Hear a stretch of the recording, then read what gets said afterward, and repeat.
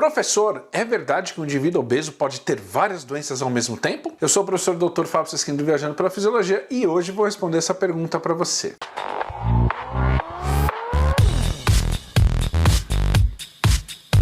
Bom, vamos lá.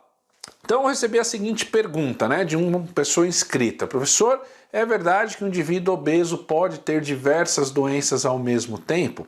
Então vamos lá. Quando a gente pensa em um indivíduo obeso, a primeira coisa que você tem que pensar é no conceito da doença chamada obesidade, Então obesidade, desde 1985, é considerada uma doença crônica degenerativa pela Organização Mundial de Saúde. Portanto, quando você fala de um indivíduo obeso, você não apenas está falando que ele vai fazer exercício físico com o objetivo de mudar a estética corporal, mas vai fazer o exercício físico com o objetivo de controlar esta doença. Então, obesidade é uma doença e, conceitualmente, você vai dizer que obesidade é uma doença metabólica caracterizada pelo acúmulo excessivo de gordura no tecido gorduroso subcutâneo e também intravisceral, e que esta obesidade é caracterizada por uma inflamação crônica de baixo grau, ou seja, um indivíduo obeso, ele é um indivíduo inflamado, ele tem uma inflamação crônica, quer dizer, generalizada, de baixo grau. E o mais interessante, esse indivíduo ele não é inflamado, por exemplo, só de manhã, ou só à noite, ou só à tarde, ele é inflamado durante 24 horas. E por conta dessa característica inflamatória generalizada, mesmo sendo de baixo grau, isso está sim associado ao surgimento de várias outras doenças paralelas. Então, em geral, um indivíduo que ele é obeso, ele vai desenvolver ao longo da vida várias outras doenças. Mas quais doenças são essas? Bom, eu desenhei aqui no quadro do Viajando pela Fisiologia, vou até sair aqui de frente da câmera, primeiro para você tirar um print, tá?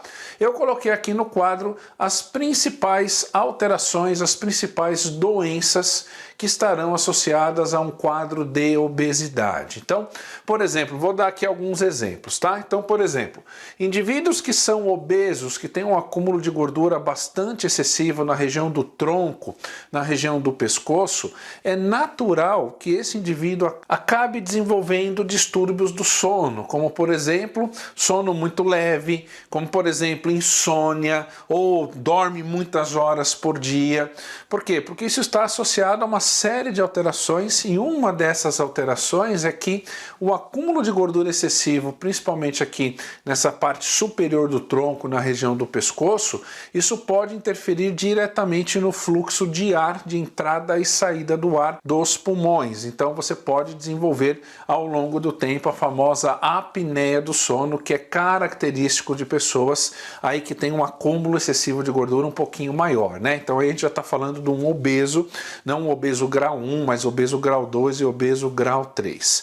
Um outro exemplo interessante é que à medida que as pessoas têm uma quantidade de gordura maior e, portanto, são obesas, é que isso pode aumentar o nível da pressão arterial de repouso. Porque lembra, uma pessoa obesa, ela vai ter maior quantidade de tecido de gordura.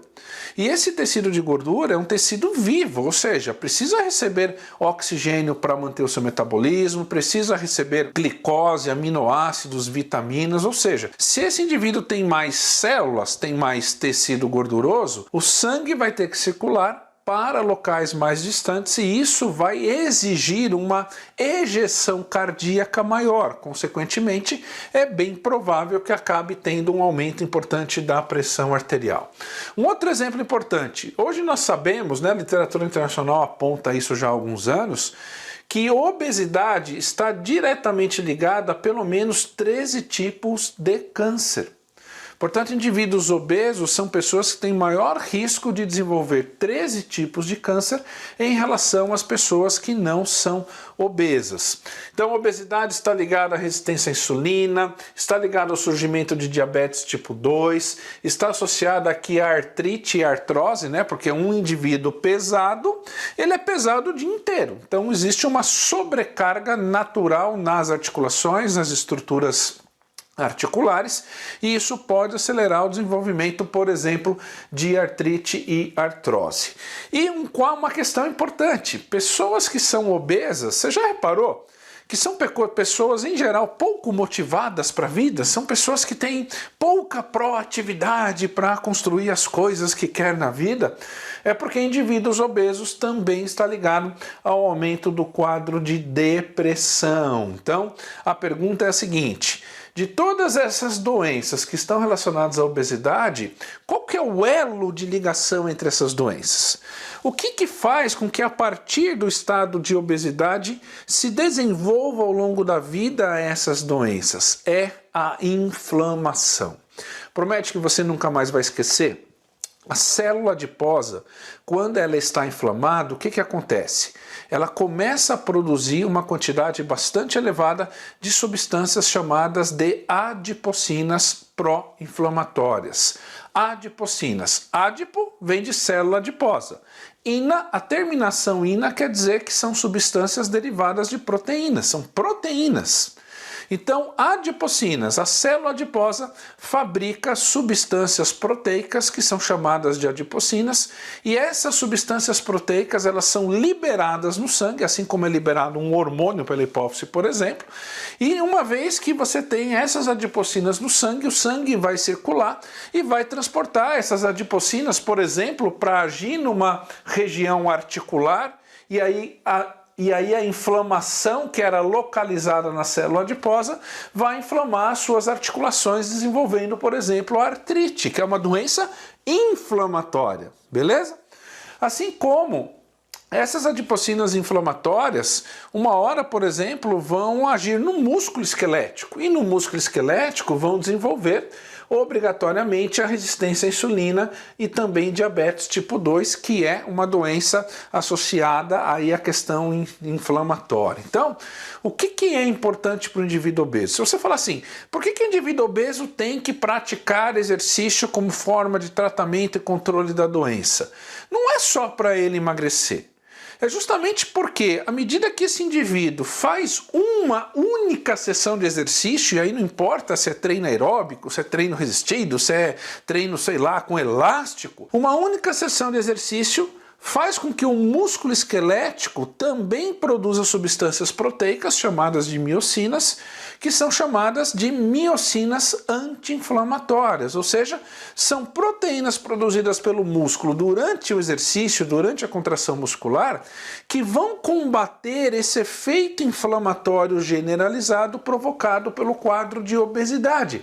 Então muitas pessoas falam assim, o obeso tem que fazer exercício para aumentar o gasto calórico, para emagrecer rápido, não sei o que, não sei o que.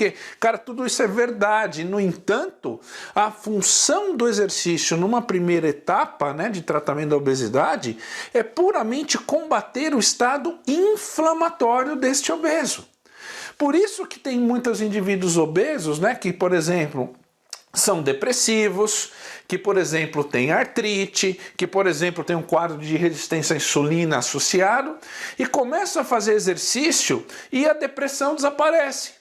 E a resistência à insulina normaliza. E a questão da artrite melhora bastante ao ponto de esse obeso não sentir mais dor. Por quê? Porque o exercício produz efeitos anti-inflamatórios naturais para combater a inflamação generalizada desta obesidade. Por isso que se você pegar, e olha que está cheio de estudo científico que mostrou isso já há muitos anos, se você pegar um indivíduo obeso, mas que faz exercício físico 5 vezes por semana, e comparar um indivíduo magro, que é sedentário, não faz exercício, o risco de mortalidade por doenças cardiovasculares do obeso que faz exercício é em média 50% menor do que o risco cardiovascular de morte do indivíduo magro que não faz exercício. Mas como é que pode um indivíduo obeso que faz exercício ter 50% menos risco de ter um ataque cardíaco e morrer do coração em comparação ao indivíduo magro que é sedentário? Por quê? Porque o exercício estimula a ação anti-inflamatória das miocinas e isso cria um ponto de controle em todas essas doenças aqui. Portanto, pode ser que o obeso tenha que tomar remédio sim, Pode ser que o obeso realmente vai ter que fazer dieta, mas não se esqueça do exercício físico. E aí vem a pergunta, professor, qual que é o melhor tipo de exercício de treino para o meu aluno obeso? Cara, aquele treino que ele gosta de fazer, porque aquele treino que ele gosta de fazer é o treino que ele vai se manter regular ao longo do tempo, ou seja, ele vai acordar e ele fala, cara, hoje tem treino na academia, eu vou fazer o treino que eu gosto e porque eu gosto eu vou para lá. Agora, se eu começar a inventar para escrever treino que o meu aluno obeso não gosta, sabe o que vai acontecer? Ele vai desistir do programa de exercício e o exercício vai deixar de promover este efeito anti-inflamatório. Beleza? Então, ó, tira print da tela para você mostrar para o seu aluno, para você estudar e lembre-se disso aqui. O exercício cria um ponto de equilíbrio no controle da obesidade e, por consequência, no controle de todas essas doenças, beleza? Gostou do vídeo? Deixe o seu like, deixe aqui a sua pergunta, o seu comentário. Se não está inscrito no canal, faça a sua inscrição, é 100% gratuito, você não vai pagar nada. E é isso aí. Tamo junto, um grande abraço e até o próximo vídeo.